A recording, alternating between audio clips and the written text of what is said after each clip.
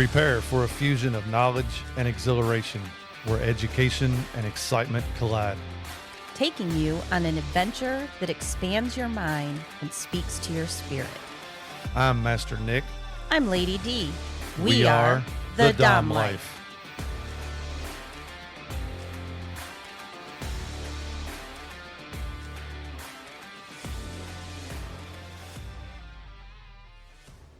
This podcast contains sexually explicit topics and adult content. It is intended for listeners 18 and older. The opinions expressed in this podcast are ours alone, based on our personal thoughts, feelings, and experiences. We understand that others may have different opinions and experiences, and we respect that. We would love to hear from you. You can reach out to us at www.thedomlife.com. Hello, everyone. Welcome back. Totally excited for another episode of Dom Discussions with my good friend, Sir Dante. How you doing, Dante? What's up, man? I am so glad to be back. It's been a while. It has, actually, episode 78. Holy shit. I was sharing that with a friend of mine that wanted to hear one of mine, or one of the ones I was on. Right. That was the last one. So it has definitely been a while. Very excited to get into this. So our little submissives just finished recording their episode on collars, and we wanted to give you a Dom perspective of collars and the meanings and what they represent to us and our feelings about them. So let's jump right into it. All right. So what does a collar represent to you? This topic that you brought up, it's always interesting when you say, hey, let's do a podcast, and you bring up the topic, because it makes me really look internally at what these things mean to me, but also outwardly, whether it's online or in the community, right? And how other people view it, and just trying to just figure it all out. So I learn a lot about myself and how I feel about things, and learning more about you, even though I consider us really good friends. I learn things about you all the time. Exactly. The easy answer to what does a collar mean or represent, which is still true. It's an easy thing though. It's a level of commitment. Mm-hmm. A lot of people say it's akin to a wedding ring. I'm sure the submissives probably said that too. But for me, who doesn't put as much stock into marriage, right? Collaring was my marriage. Okay. Or my engagement, which we'll probably get into a little bit more. Right. That is my symbol, the representation of me saying I am committed to you and us and wherever we're going to go. Right. And that's, to me, that's very similar. Obviously my dynamic's a little different than yours. I am married to my submissive. Right. However, she was collared before we was married. That I didn't know. I thought you collared her when you got married. Nope. So Okay. she was collared prior to us getting married. And again, we moved fast in the relationship, in the DS dynamic and everything. We moved extremely fast. So fast that when we stop now and look back on it and reflect, it's kind of scary how fast we moved. Uh-huh. We met on a Saturday, and we have seen each other every day except for that following Monday after we met. That was the only day until now in our relationship until now that we have not seen each other. So everything moved quickly. I can't complain. Again, everything was handed to me on the table. This is what she wants. This is what she needs. This is what she has to have. Mm-hmm. And with it being new to me, researching, doing all this, so then it was like collaring, all this kind of stuff, but it still had to be at a certain time in our relationship before actually saying, yes, this is a collar you will wear every day. I'm a little different on collaring than what you are, and we're going to get into that. Okay. For her, with the job that she has, obviously walking around at her job with a collar that says owned or daddy's toy or Sir's Fox. Sir's before Fox. the- Like you have that was kind of out of the question right off the bat, and we knew that. So she has a variety of collars. She has day collars that are discreet. She has chokers. She has certain things. We even went and bought just a gold necklace that would act as a collar in case she couldn't wear one. So our collaring is totally different than what yours is. You have, obviously an actual collar that she has to wear all the time. So ours is a little different than that. So would you say they represent roundabout? It represents the same thing? that she is submitting to me, that she gives up that control to me. And with that, it shows that she trusts me, she respects me, she's willing to follow me. And it shows for me that I'm the one that she looks to for guidance when needed. I'm the one that she looks to for structure. I'm the one that she looks to for grounding. I'm the one that she looks to as her protector, as her safe person, as her safe place. So all of that with the collar is what it means to me. I'm glad you touched on the other half of it, because it's not all about what you expect of her to submit. It's also it adds a level of self accountability. Yes, to me, to know that I've offered her this collar, she's accepted. Right. Yeah, that's great. She'll do all the things exactly outlined, but what's my part in it? My part doesn't end because I gave it to her. Now she's expected to do all this. There's a laundry list of things, as you know, that we have to maintain and do and be to continue earning the right for them to wear it. Yep. Submit. Exactly. Yeah. And it's, again, it's a self-reflection. Privilege. There you go. Good. You knew what yes. I meant. Yeah. Yes. It does. Whenever I see her with a collar on, it is a self-reflection of what it means, not only to her. I'm excited to listen to their episode to find out exactly what that collar means to them. But for me, it's okay. She has chosen me to be her dominant. She has chosen me to lead her, to protect her, to offer her safe places to be, and to accept her vulnerability, and for her to freely express herself. So it's a big self-reflection every time I see one.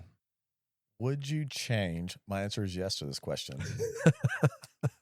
Would you change how you went about collaring her? You had mentioned everything moved fairly quickly. You didn't say how long before you collared her, but I think a lot of it was fast. Yeah, a lot of people in the community probably have various opinions on how fast you should do it, and it's going to depend on. But looking back, if you knew what you know now, then would you change the speed or the order or the criteria or the expectations or anything with the collaring process? I don't know that I would change how fast it happened.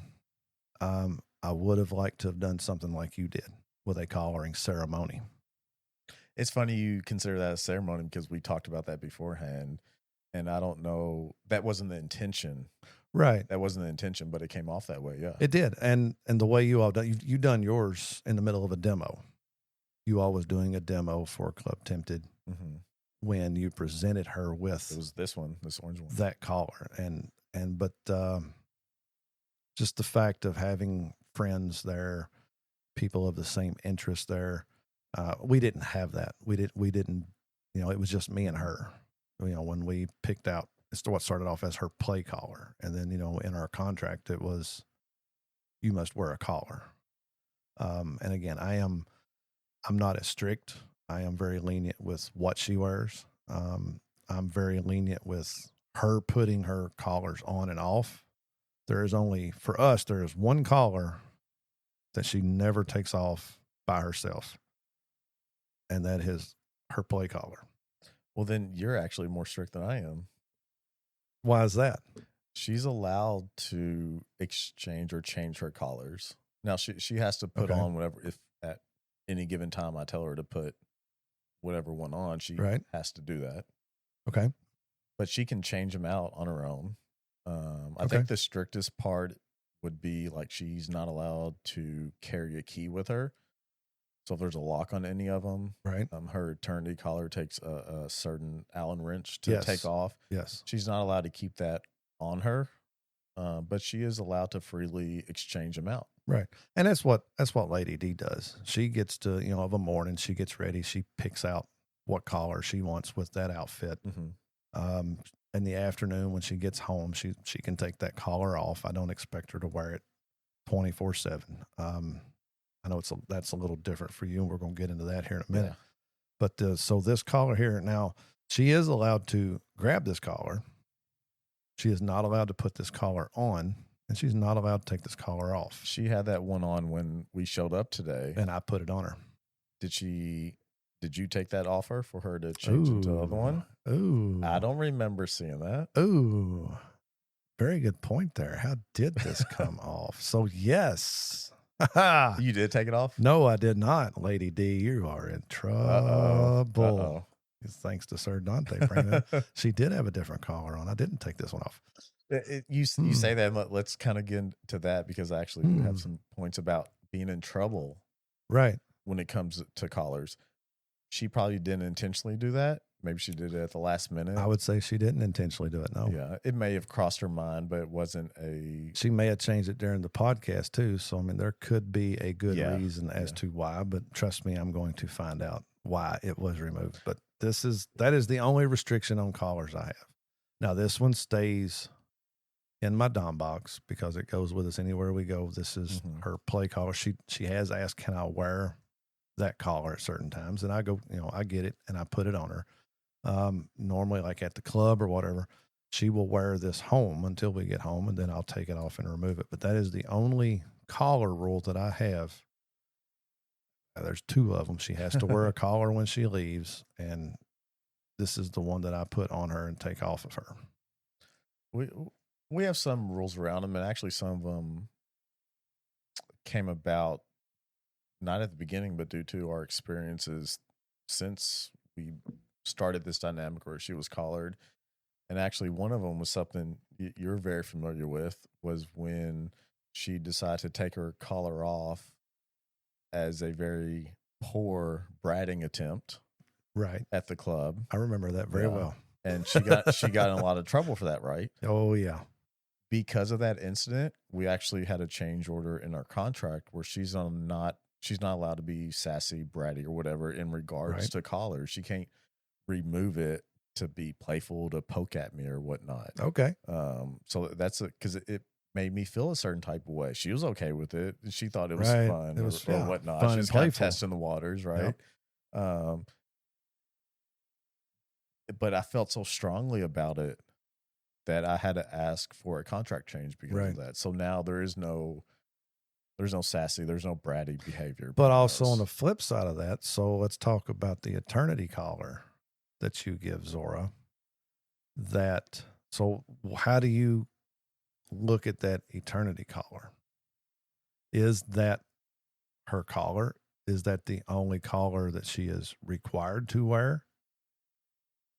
No, so our rules essentially state that she has to wear a collar at all times. A collar. Okay, so does the eternity collar count as it?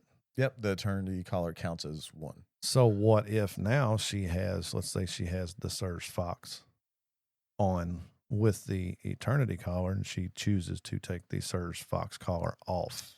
She is only allowed to remove a collar for a couple of reasons. One is to replace it with another, which needs to be done immediately.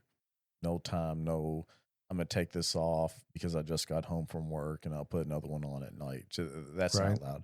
And she's allowed to remove them to clean them. Actually, she has specifically 15 minutes to clean the eternity collar. She has to do that once a week. Okay. She can take it off and leave it off for 15 minutes. So she usually puts it in the solution we have, takes a shower, comes out, puts it back on. Okay. And that's really it. Say she had to go through a metal detector. She, at the airport, she would know beforehand. So we'd have that discussion. She could carry the key with her at that point. Right. And that'd be okay. But beyond those couple instances, she has to wear one 24/7. Which one doesn't matter. Okay. And that kind of goes into, I think, some of these points that we were going to talk about. The physical collar, regardless of which one it is simply a representation of that commitment, of that dynamic. You could call it a permanent collar. You had mentioned final collars kind of in the pre-notes or whatnot. I was like, I've never heard of final collar, but it's essentially a permanent collar. Right. Regardless of what collar she has on, they all take on that representation of our dynamic. Right. Perfect. All right. So let's talk a little bit about deciding to collar a submissive. Yeah. Yeah. So what criteria do you find that a person has to meet in order to collar them?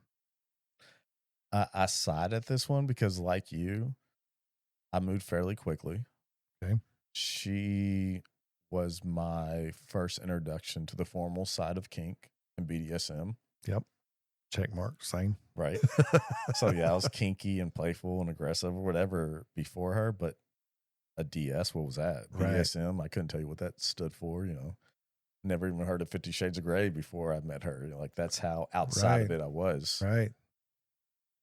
So my answer then would be different from my answer now. Yep. As you've grown. Yep. Yeah. But so to me, BDSM is so ingrained in my day-to-day life and who I am and my path forward, that if I'm going to collar someone permanently as a 24/7 dynamic, a lot of the criteria I'm looking for would be similar to if I'm looking for a relationship versus someone that maybe they have a relationship. We know people in the lifestyle that have a vanilla relationship and they have a DS dynamic with someone else. Right. We both have both. Yes. So the first half of it is they need to be a life partner that our values, our goals align with. Okay. Right.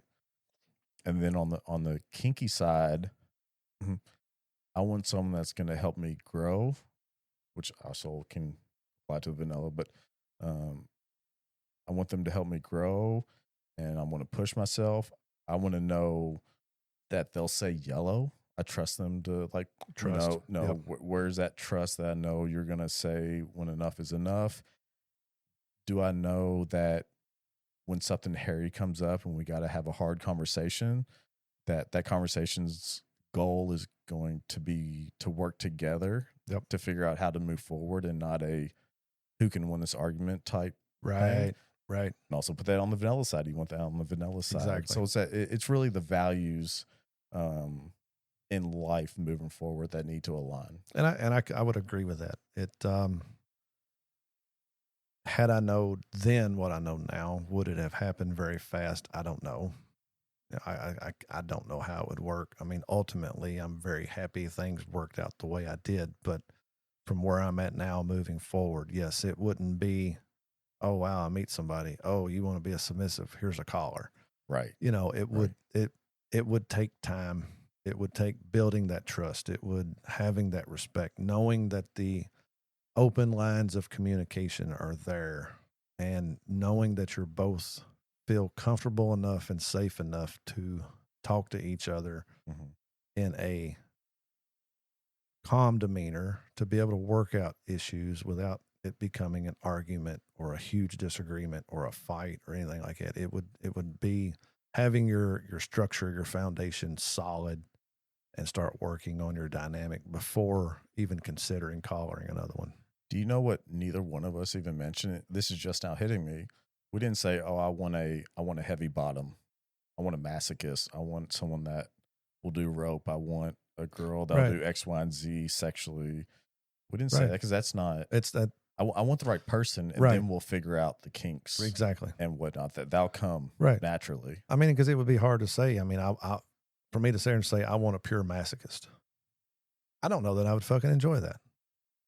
Knowing that every time I would have to inflict some type of pain, mental pain, physical pain, I don't know that I could do that. But the person behind that title is more important to us exactly than the actual kink. Yes. It's building, again, it's building that foundation. And what that foundation looks like right now, I couldn't tell you. Now, there's aspects of it I would like, and if there was part of the aspect that I wanted that wasn't there, then it would be, it'd be at a fork at a road. Would it, can I not do this, but in return be able to do this? Maybe. I don't know. But again, yeah, it would be the person, it would be the personality, it would be starting that communication and building that foundation. You say that, and that opens the door, whether or not you realize it or not. We are both allowed to play with others within our own within rules. reason. Yep. Yeah, within reason and whatnot. So if you have something you wanted to try with Lady D, and she essentially said no, she didn't want to do it, you have some level of freedom to seek that elsewhere. Yeah. To a point. To the point. To a point. Yeah, Yep. yeah. So same with Zor. If there was something I wanted to try, and she's like, it's kind of a limit.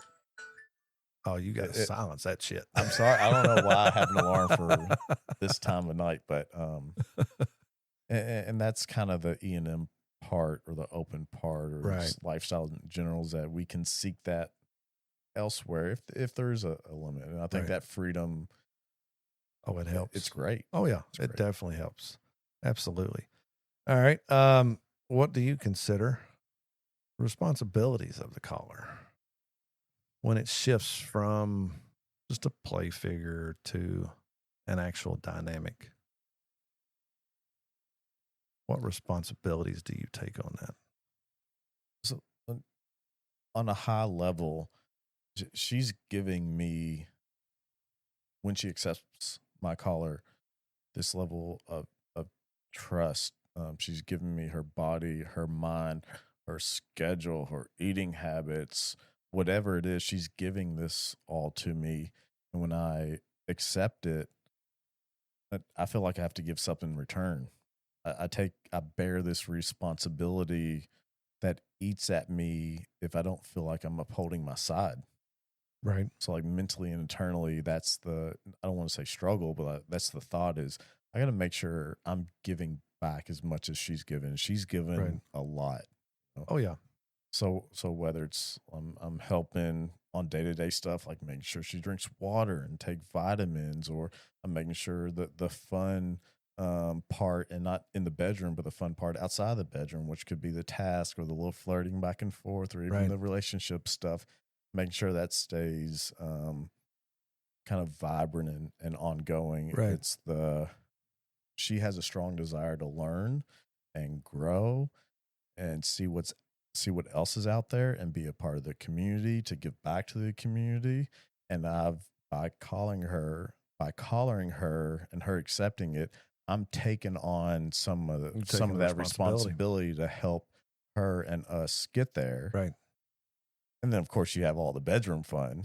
Oh, that's the best part of collaring is the bedroom and the dungeon fun. Right.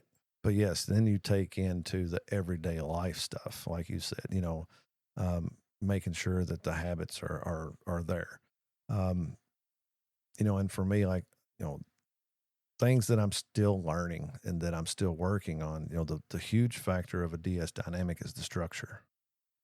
And having the structure and the rules and making sure that is followed is what creates the strong dynamic. So by putting a collar on, that's where that second full-time job that I've always talked about comes in. Right. Yes, you get the fun aspects of it. You get to be a little bit selfish. I want to try something different, and this is what we're going to try tonight. Mm-hmm. But also on the flip side of that, you also have to look at their health, their safety, their physical abilities, what they can and can't do. Let's say you've seen a scene where, a woman had her legs behind her head in a scene, but you got to look, well, what if your submissive isn't that flexible? Right. So you have to take all that responsibility in and say, okay, well, we can't do that, but let's try something different. But yes, it is. It's a huge responsibility to collar your submissive, and knowing what job you have that you have to follow with. It shouldn't be taken lightly. It shouldn't be. No, collaring should not be taken lightly. Absolutely not. And it happens. You know, there's people that will collar rather quickly. And, and to each their own. Everyone has their own everybody. pace. And again, you look back on ours, I'm sure we would be criticized for how fast we moved. I would criticize myself looking back. You know, if there was me standing right here, exactly, I would give them some tips and pointers, right? You know, to move forward with. But again, it all depends on your relationship. It all depends on the dynamic. You know, it's one of those things. You know, people say when you know, you know. You know, so would I go back and change anything? Fuck no. But it does take a whole lot of responsibility with it. We've learned the hard way. How about that? But it's been fun. Oh yeah. Oh, very much. So I'm sitting here and I'm looking. I see I'm holding one collar, and you've got like 500 over there. We brought a few. So not all of them, but I'm definitely curious in getting into talking about the different type collars you've got over there. So give me a rundown of what you got. Of just these 5. Should I go grab the rest of them? The Sir's Fox collar is actually the first one I gave her, and that's one I think we've talked about it even on your podcast before. And you were there. We was there that night, yes. Yeah, where I offered to collar her, and she accepted. And this was the one I got her. So, that's kind of that. This one, all it says is Sir's. It's black and silver. Okay. I actually put fur on the inside of this one to make it nicer, because this one the orange one can be kind of rough. Right. We were doing another demo at Tempted, at Club Tempted, and I had a friend of ours help us out, and I wanted to put her in a collar, but I didn't want to collar her. Okay. It could equate to like a play collar, right? It wasn't a scene necessarily, but we were doing a demo, and I wanted her to adorn or to have something to kind of show she's with the group. So I bought this collar. It's the second one I bought that says Sirs. I would consider this a play collar now. Okay. Right. There's no rules like there is. We haven't touched on it, but there's rules around Sirs Fox's collar, her eternity collar, and another one that she has that doesn't go on anyone else. Okay. But this Sirs one can. Okay. This one, I love that one. Yeah. Do not interact is what it says for those just listening and not watching. Big, thick, heavy collar. Yes. It says do not interact, like you would see on like a dog collar. Yep. When you're not supposed to interact with the dog. And I use this as a punishment one night at the club. Yes. Zora is very much a talker, very social. What? No way. Yeah. She could probably do an episode just by herself, maybe a couple, 3 or 4, any topic. So she earned a punishment, and that was her punishment for the night, was to wear that one. This one Zora actually bought for me because I have an interest in pet play. I had a date with a woman that was actually experienced in pet play, and she bought this collar for me to use on this woman, and a variety of other things, including the cage that we have downstairs. So and it's got the little bell on it. Has a bell. It's pink with a little bow on it. That's a lot of fun. This last one we bought at... I know exactly where you got that. Kinktasia. Kinktasia 2024. Yeah, 24. Yep. And I remember that because I had to... Were you the one that pointed this out to me? I was the one that held it for 2 months before her birthday. Yep. I bought it and you held on to it. And then, because I didn't want her to see it before her birthday. Yep. This is another one. We consider this a play collar. Okay. So I'm allowed to use it on others, but when she wears it, it represents just like her eternity collar would. That same level of commitment. But if I put it on someone else, it doesn't represent that. It doesn't. All right. It's just a play collar for a scene. Play for a scene. Okay. Yeah. All right. Now, and so this one is mostly. This is always used for play. We only have the one play collar. So anytime we enter into a scene, whether it's at the club, whether it's at home, this is the collar that goes on her.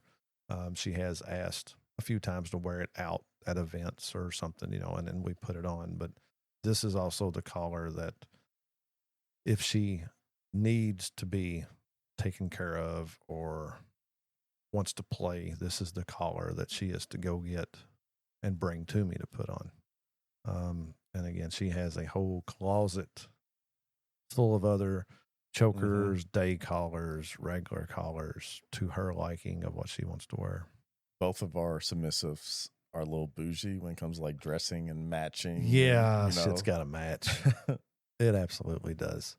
Hey, before we get too far, I have a question for you. Okay. I'm going to kind of put you on the spot here. Bring it on. But I'm very curious. So I do the editing so I can fix anything.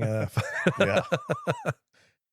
So you have an episode, I don't know how far back, about poly dynamics and maybe E&M. I forget the exact heading, but y'all describe the desire for a third in some kind of DS format dynamic. I don't know exactly what that looks like for you, but the question would be, would you be open to collaring this third? And if you did, how would what that collar represent be different than what the collar Lady D wears or what it represents? Would those be different? Yes and no. All right, moving on. No, you got to answer this one. Yeah, I will answer it. So sitting here and telling you ultimate goal would be, yes, we would find a third. We might be a little too picky in what we're wanting. So I don't know if that will ever really happen. But perfect world, you would say they would be equal? Perfect world, what we would want would be a single female that is into BDSM that would want to enter into a dynamic with me to be my submissive, and would be a best friend to Lady D, with the ability of Lady D topping on occasion, doing scenes with them, impact, sensual, wax, any of that stuff. She would not be a dominatrix or anything to this person, right? But would want the ability to top on occasion. The third would have to be bi-curious, at least. Lady D enjoys playing with a woman. So a little in return would be great. But going to collars, long-term ultimate goal, yes. It would be nice to have this third person collared. How would that put with Lady D? It would put her on the same platform as Lady D when it comes to DS. It would be, I know people talk hierarchies and all of this. And what me and Lady D have, first off, not only are we DS, we're married. Right. You have a whole life. So we have a whole life outside of the DS dynamic. So ultimately, hierarchy, Lady D would be higher. The fact that we're married, we have this life. But when it comes to the DS side, they both would be submissives. So collaring someone it's going to take time. Again, we'd have to build the trust. We would have to have the respect. We'd have to have the mutual agreement that this is how it's going to be. It will be the three of us. Now, we would be more than willing to include them in our day-to-day activities and our vanilla life stuff. If we go to an event with friends that's vanilla, would love for this person to go, and so it would be more than a DS dynamic. It would be a relationship with all three of us. So ultimate goal. The collar on this third, you'd want to still represent the level of commitment in a DS dynamic that you have with Lady D, and your side too, where you would have the responsibility similar to what you have with Lady D on the DS side, but not necessarily the vanilla life. Wouldn't have to be, no. Yeah. Ultimate goal, yeah, it would be. I mean, Right. for us, when we talk about this, You when we already have think one about this, great one. You're yeah, trying to hoard them. Like, come on I now. know, and Shed love. I still don't know if I've got the energy and the stamina, but I'm willing to try it. You joke about that, but that is I'm a willing. serious. It is. Like, I'm willing. physically, are you capable? I'm willing to try. Never back down from a challenge. Never back down from a challenge. I'm willing to give it a shot. It may go down in flames, but at least it'll be a good time. It would be fun for a little bit. But yes, that's kind of, you know, what we're looking for, what we're, you know, and when it comes to the collaring, yes, it would, ultimate end goal would be to have another collared submissive. More power to you. Couldn't do it. And I mean that like physically. I don't know if I'm capable or have. You only live once. You only live once. All right. Here's an interesting one. When to remove a collar. We're going to have to make sure and talk to Lady D immediately after this. But when I think of removing a collar, and I know Zora done it that night, just kind of poking the bear a little bit with you. She whacked me across the face with a baseball bat at that point. Yeah, that was huge. Yeah. But for me, you know, so I know that night was playful, so I can't really count that. But if Lady D was to ever come to me and say, I do not want to wear a collar, to me, that would be the end of a DS dynamic. It would be, I mean, again, it would be a huge blow. But what are your thoughts on a submissive wanting to remove a collar? I mean, is there any other examples you could think of as to why they would want to remove it? That's kind of two different questions. So the why, when I think why, I'm looking internally. What am I doing wrong? She doesn't want to be part of this dynamic anymore. She's not getting what she needs. I really, really messed up. Something along those lines when you ask why. But regardless of the why or who did what side of the slash is responsible, if that collar comes off, whether I tell her to take it off in like an ending fashion or she takes it off and says, I don't know if I want to do this anymore, that with Zora, that would be the end. Right. That there would be no coming back from that. Right. I would say it's similar to, say you're in a regular vanilla relationship and you live together, say you're married. I want to take a break. I think I'm going to move. Right. I need about 6 months to myself to figure out if this is the right thing. No, we're either going to figure that you're either going to keep that collar on and we're going to figure this out or this is it. There is no take it off. Let's see how it's black and white. It's very black and white for me. And that's exactly the way I am.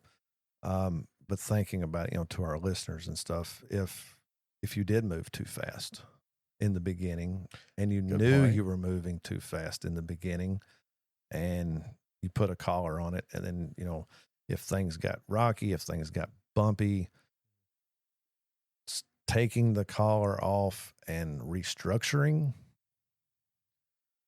I mean, I can kind of see it both ways. Yeah. I mean, this is kind of an odd scenario, right? So you got into a dynamic. You both realize this is a whole lot too fast.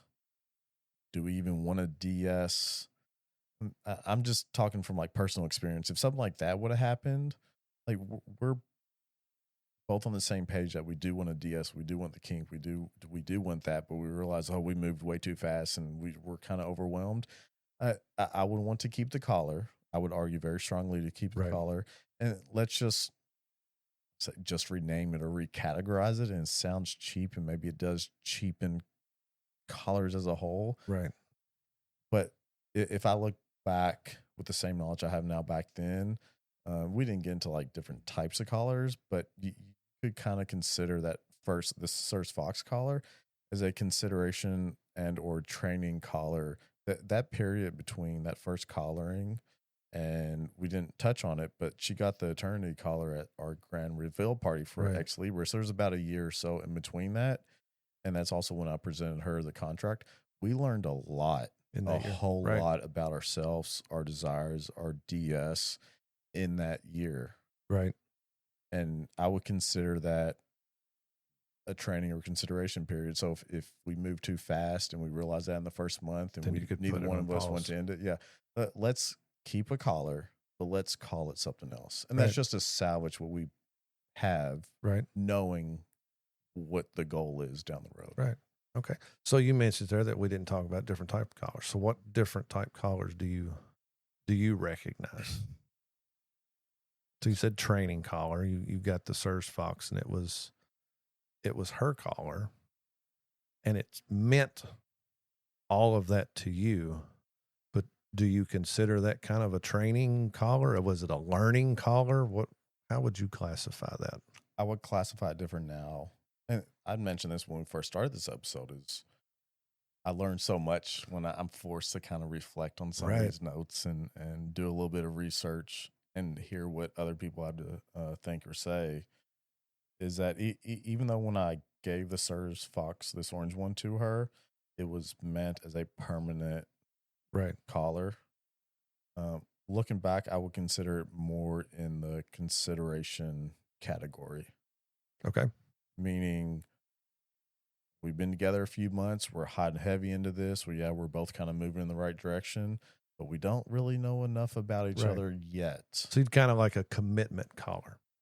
Like an engagement ring, right? Maybe. Like, yes. So I am committed to you, but with the understanding that we're both still learning each other, kind of thing. Yep. Right. So an engagement ring. Let's purposely over the next X months, year, whatever it is, you don't have to put a time frame on it.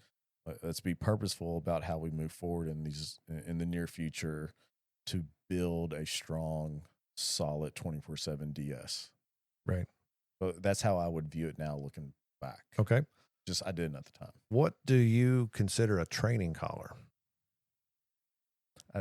I don't really have necessarily any experience. I don't either. That's why I was going to ask, see if you had any, or what would you consider a training collar? I mean, for people that's listening. Okay. If I was to try to put into words or a definition,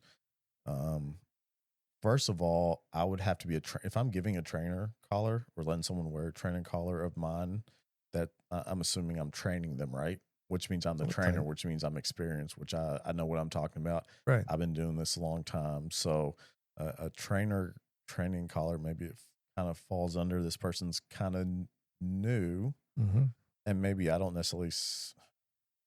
This is a hard one for me to answer. I mean, and this is all in our bullet points that, we just kind of skipped around on. But I'm sitting there looking at, training collars, permanent collars, symbolic collars. Protection collar. That's one I can kind of give you an answer. Okay, protection collars. So, protection collar. Being open, I have the freedom to meet other girls. And a lot of times what kind of draws them to me is that BDSM kink aspect, right? Maybe they don't have any experience and they're like, ooh, this guy kind of seems like he knows what he's doing. Let me talk to him. Or not. Say I found one of these girls and she got really serious about getting into kink. Mm-hmm. I think over time I could see myself having a desire to put a protection collar on someone as a symbol of maybe even you could call it a training to help guide them from just entering this world to finding a dynamic of their own, not a dynamic with me, right? But as they move within the world and within the community, right, that they have something that someone will see, right, that shows them there's someone behind that's that collar on them, and that's that's what I would go back to. Training collar would be somebody that wants to experience, somebody that wants to explore, but not sure where they fit in exactly. Mm-hmm. I would see like a training collar of, okay, you wear this, here's your tasks, here's the rules, this is what you're going to follow. You may not be right for me, I may not be right for you, but this gives both of us the opportunity to explore and experience things to help us grow, to help us find our direction, or to even help us find our people. Because, I mean, as you both know, somebody that enters through Club Tempted that's interested in BDSM, they circle around, they find our group. And there's been times they have fit well in our group, where they felt like they fit in and we felt like they fit in, and they've become part of our group. And then there's the ones that like, yeah, you know, we kind of like different stuff, and, you know, which is cool. But that's kind of where I would see a training collar is experimenting, exploring, trying to find where you fit at in the BDSM world. I'll take a little bit. I'll put a different spin on it. Okay. Now that I'm kind of thinking about it. That collar would have meaning. It wouldn't It would mean still have meaning. It wouldn't mean as much as like this permanent Right. collar that Zora wears. Okay.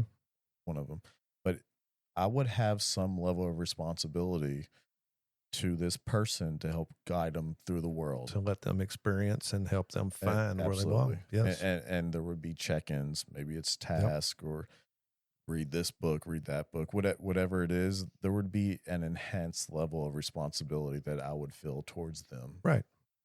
Yeah. Not a full on. Not a full on, but yeah, with to me, in my eyes, regardless of what collar you choose to use, there is still a certain aspect of responsibility that ties along with that.